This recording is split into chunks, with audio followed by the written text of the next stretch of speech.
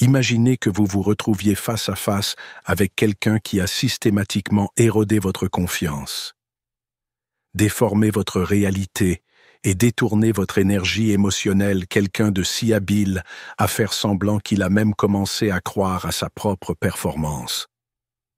Imaginez maintenant que vous n'ayez qu'une seule question, une seule, qui peut démonter tout son spectacle et le mettre à nu, dépouillé de tous les mensonges commodes qu'il a racontés.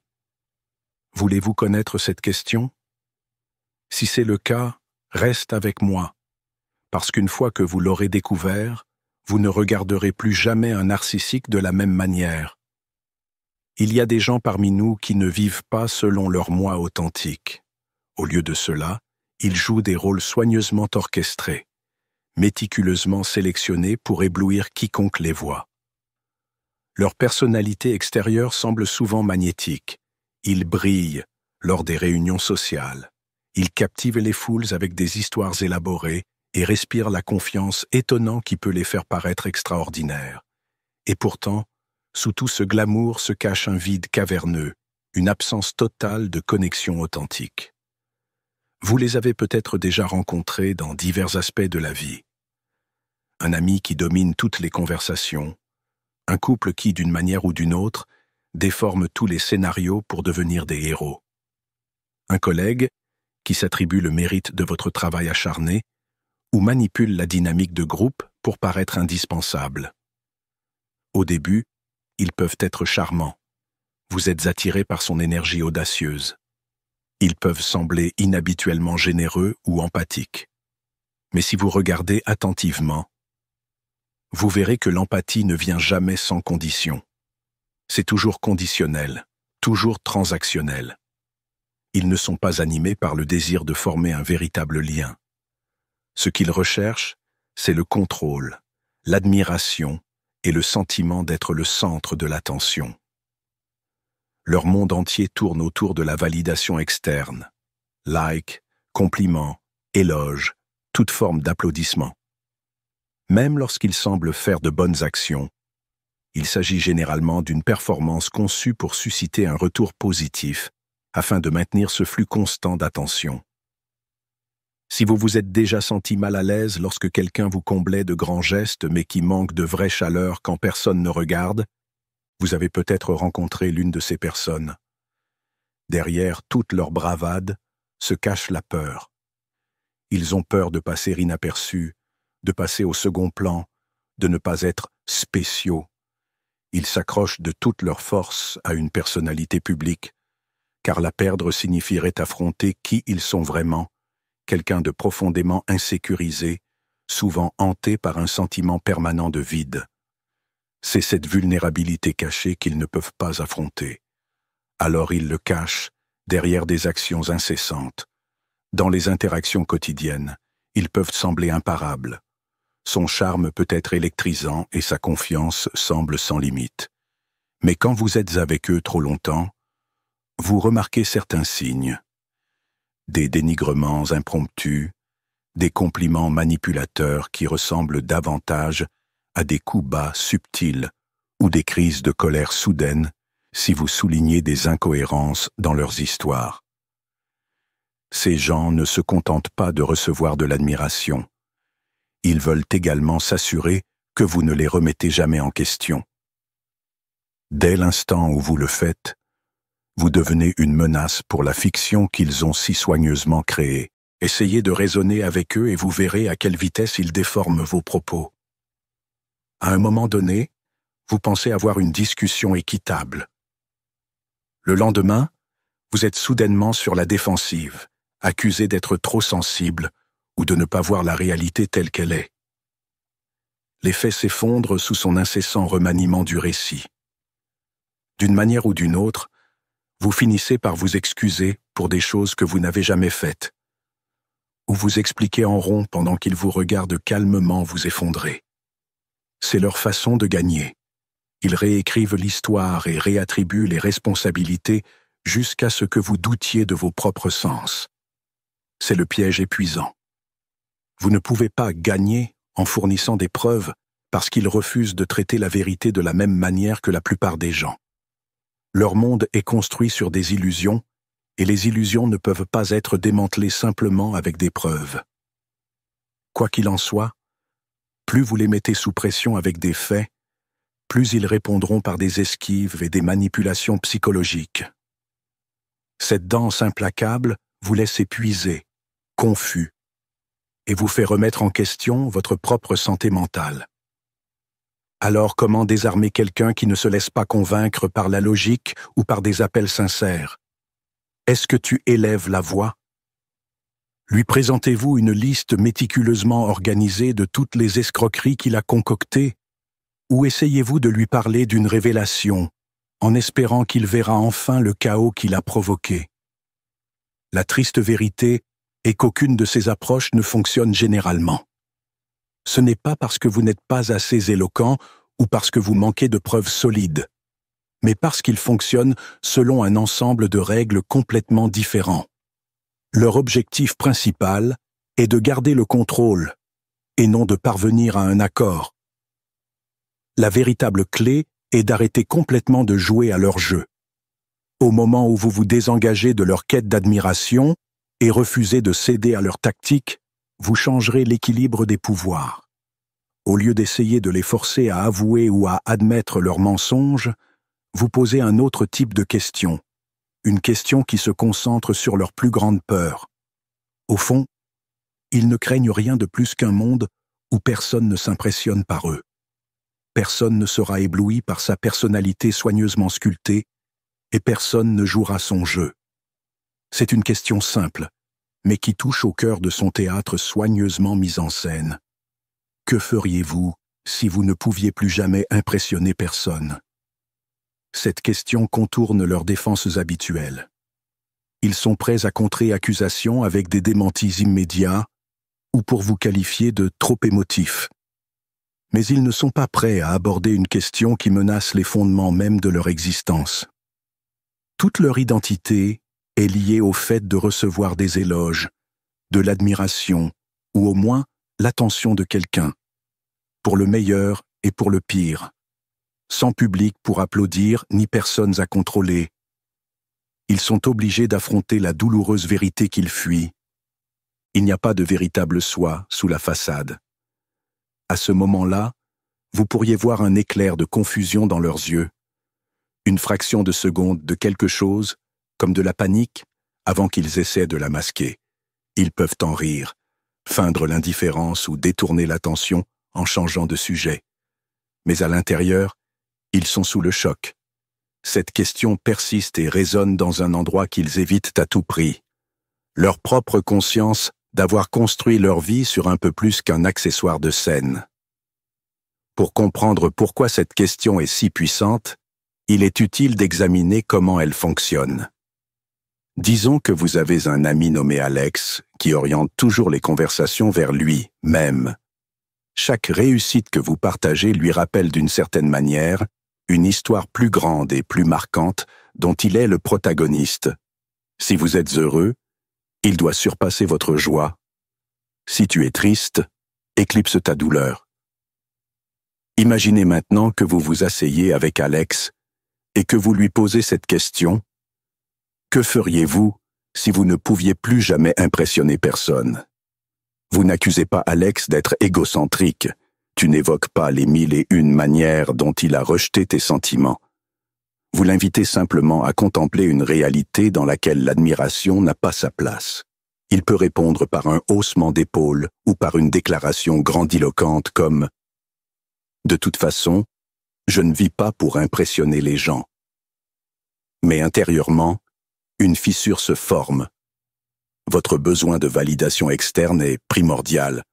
Cela façonne avec qui ils choisissent d'être, comment ils se comportent en public et même comment ils parlent. Une fois que vous posez cette question, elle continue de résonner.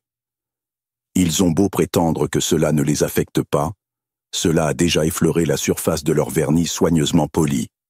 Vous voyez, un narcissique n'est pas nécessairement fier ou sûr de lui comme une personne en bonne santé pourrait l'être. Sa bravade s'apparente davantage à une addiction à la reconnaissance.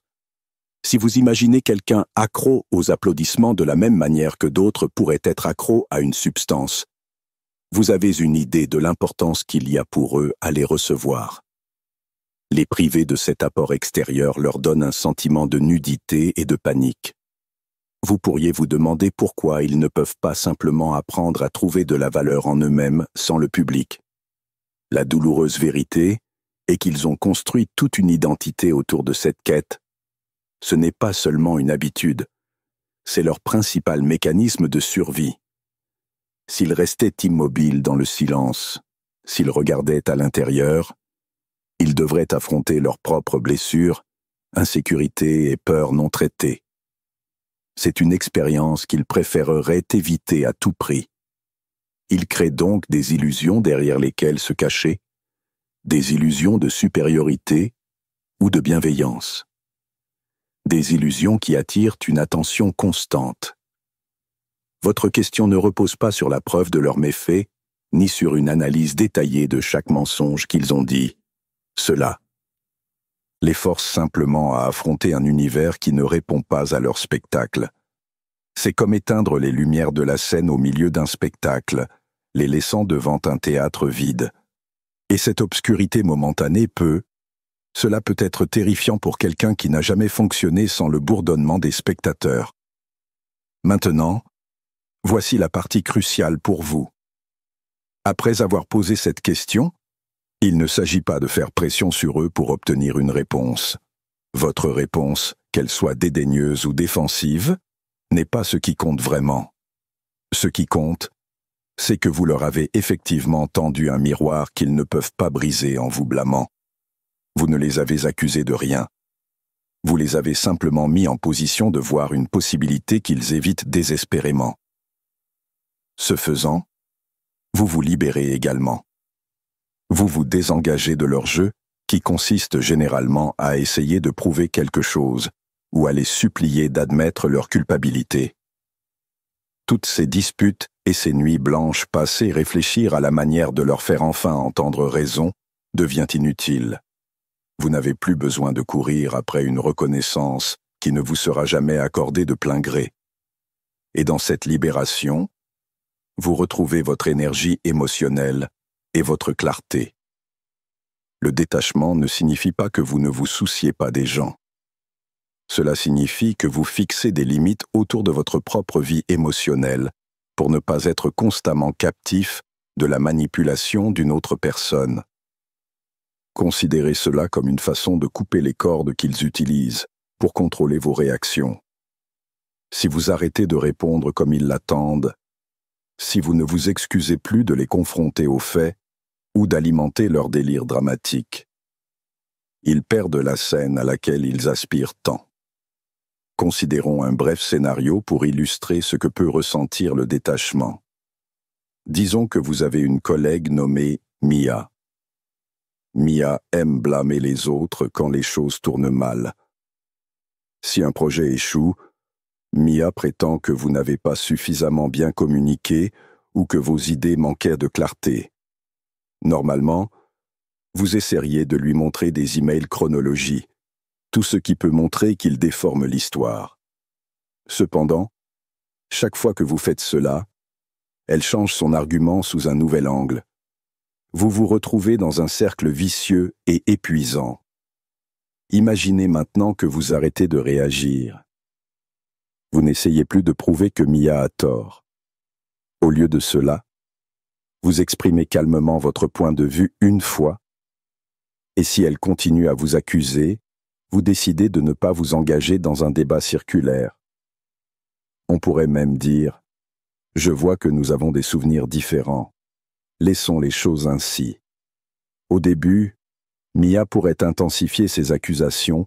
Elle attend que vous deveniez nerveux et sur la défensive, car c'est ainsi qu'elle maintient le jeu. Mais quand il n'obtient pas la réponse émotionnelle qu'il recherche, il n'y a plus de jeu. En ce sens, le détachement est un acte d'auto-libération. Il refuse de leur fournir les soins auxquels ils aspirent. Il s'agit de reconnaître que leurs arguments chaotiques ne sont qu'une stratégie pour vous maintenir dans le pétrin. Une fois que vous le voyez tel qu'il est, vous pouvez consciemment choisir de ne pas participer, protégeant ainsi votre énergie et votre tranquillité d'esprit. Bien sûr, s'éloigner n'est pas toujours facile. Si vous partagez un lieu de travail, un domicile ou des cercles sociaux, tu ne peux pas simplement disparaître de sa vie. Mais vous pouvez changer votre façon d'interagir. Vous pouvez limiter vos interactions, fixer des limites claires et minimiser toute possibilité d'être entraîné dans une confrontation chargée d'émotions. Cela peut sembler étrange au début, car les narcissiques sont experts pour vous faire sentir que vous leur devez une relation continue. Cependant, n'oubliez pas que chaque seconde que vous passez à vous expliquer à quelqu'un celui qui n'a aucune intention de te comprendre est un moment de ta vie perdu par ses actions. Vous vous demandez peut-être, y a-t-il un espoir de changement? La réponse honnête est, la transformation est rare à moins que vous ne choisissiez de reconnaître le vide intérieur. Ils devraient rester dans ce lieu de silence sans applaudissements extérieurs. Affronter leurs propres peurs et rechercher une véritable croissance. Cela nécessite souvent une introspection profonde, une aide professionnelle ou une véritable crise qui brise leurs espoirs. Cela n'arrive pas simplement parce que vous avez souligné leurs mensonges ou que vous les avez suppliés de s'améliorer. L'impulsion du changement doit venir de l'intérieur, et c'est là qu'ils ont souvent peur de regarder. Rien de tout cela ne signifie que vous êtes condamné à souffrir dans son orbite. Vous pouvez être compatissant à distance. Parfois, on peut comprendre qu'ils souffrent ou qu'ils ont construit une identité fragile. Cependant, la compassion ne signifie pas que vous devez justifier leur comportement nuisible. Cela ne vous oblige pas non plus à les laisser piétiner votre bien-être émotionnel. En fait, la chose la plus compatissante que vous puissiez faire pour eux deux est de tracer une ligne qui dit « C'est ici que je termine et que tu commences. Mes sentiments, ma paix et mon sens de l'identité ne sont pas à votre disposition pour être manipulés. » Au fil du temps, vous découvrirez que rester ferme dans votre propre réalité, peu importe la façon dont il raconte le récit, c'est à la fois stimulant et apaisant. Arrêtez de vous remettre en question. Considérez ces accès de colère ou ces commentaires sournois comme faisant partie d'un schéma prévisible plutôt que comme un signe d'échec. Et il apprécie d'avoir la liberté de s'écarter du scénario qu'ils essaient de lui donner. Alors, revenons à cette question fondamentale. Que feriez-vous si vous ne pouviez plus jamais impressionner personne? Cela reste la question la plus simple et la plus profonde que vous puissiez poser face à une personne manipulatrice. Laissez-les lutter avec un avenir qui n'offre ni public, ni applaudissements, ni espoir derrière lequel se cacher. Qu'ils choisissent de l'admettre ou non, vous avez touché le cœur du drame qu'ils sont en train de jouer.